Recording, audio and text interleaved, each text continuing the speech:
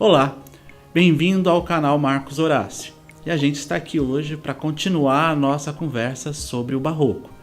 No último episódio, a gente conversou sobre a questão dos renascentistas, o que foi aquele momento para a história, o que foi aquele momento para a cultura e o que isso representa para a gente e para a gente que está nessa caminhada de entender exatamente como o Barroco funciona.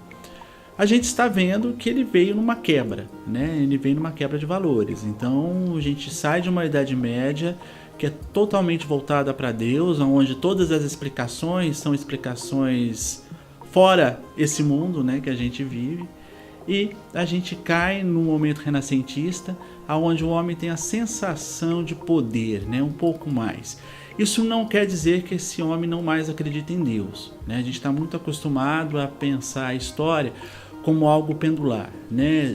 Teocêntrico, antropocêntrico, teocêntrico, antropocêntrico. Lembrando que teocêntrico é um momento muito voltado para Deus e antropocêntrico é um momento muito voltado para a ação humana, é onde o homem acredita mais em si.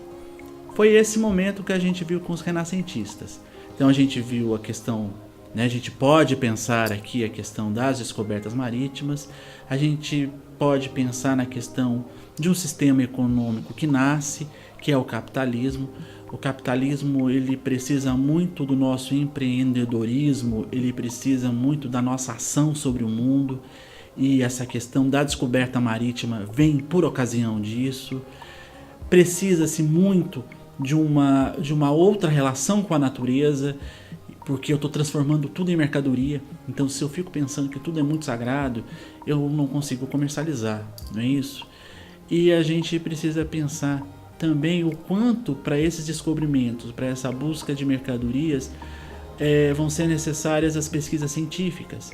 Então o olhar para o céu se torna diferente, a gente percebe a invenção de uma série de instrumentos que medem a posição dos astros, a posição do sol, como você se localiza na Terra, enfim, a gente tem uma série de coisas que vem colocar o homem numa situação muito vantajosa. É claro que esse momento, a gente vê um otimismo muito grande, é um homem que pode fazer muitas coisas. Se ele não acreditasse nisso, a gente não poderia pensar, por exemplo, na Reforma Protestante, que a gente já conversou aqui. Então, a gente só pode mudar os rumos dentro de uma religião quando a gente está muito seguro da nossa posição, né? Se não estiver muito seguro, mas alguma coisa seguro nessa posição, porque você no mínimo está brigando com algo que as pessoas dizem que foi feita por Deus, que é sagrado, e precisa ter coragem para brigar com o sagrado. Nesse momento a gente vê a Reforma Protestante. Então é o máximo da crença do homem sobre si mesmo. Quais são as consequências? Num otimismo muito grande, você tem uma ressaca também muito grande, porque a gente precisa pensar se a gente está certo naquele caminho. Então o homem desse final de renascimento, ele começa a questionar a sua posição no mundo. Ele experimentou muito o mundo. Quando a gente pensa o que é isso, é experimentar o material. É um homem que já tem a sensação do comércio, é um homem que entrou em contato com várias culturas. Ele teve que pensar sobre si, porque na hora que ele encontra o outro, a pergunta sobre o que a gente é inevitável. É claro que no primeiro momento a gente tem a certeza que a gente é o caminho certo. No momento seguinte, e se não for? Vamos pensar que existiu uma discussão na Europa nesse momento se o índio tinha alma ou não. Para a gente que vive hoje é óbvio, mas para um homem do século XVI não era tão assim. Ele encontra do outro lado do oceano, ele não estava esperando encontrar esse homem, é mulher, é uma questão para se resolver, é uma questão para se pensar. E não só você tem a sensação que você está descobrindo coisas, está experimentando o mundo, como pode voltar aquela sensação de que você foi longe demais.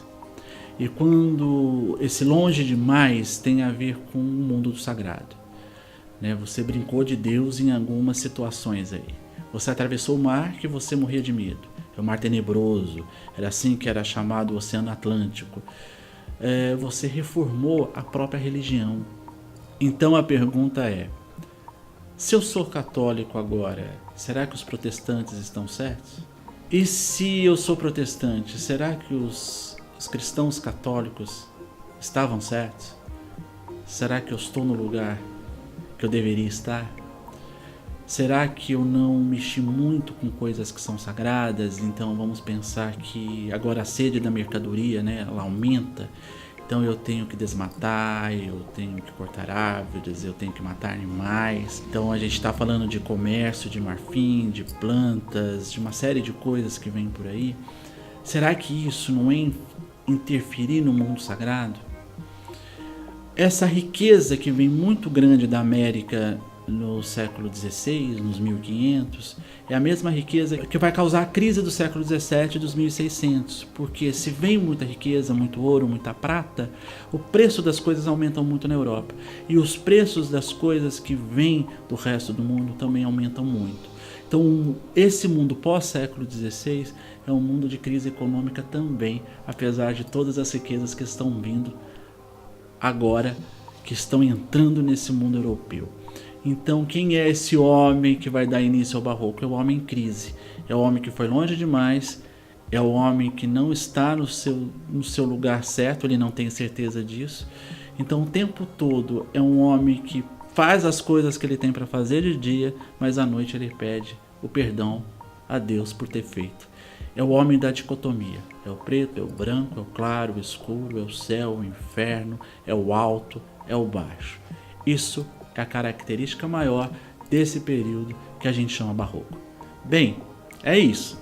Se você está curtindo esse canal, se você quer que a gente aprofunde mais o nosso assunto, não esqueça de deixar o seu like, fazer o seu comentário, mandar as suas questões. A gente está gostando muito de ler o que as pessoas estão escrevendo aqui embaixo. Eu quero agradecer as pessoas fora de São Paulo, as pessoas que estão fora do Brasil acompanhando a gente. Então assim, faça o principal, inscreva-se no canal para que vocês tenham sempre a gente na mão, ok? Até o próximo episódio.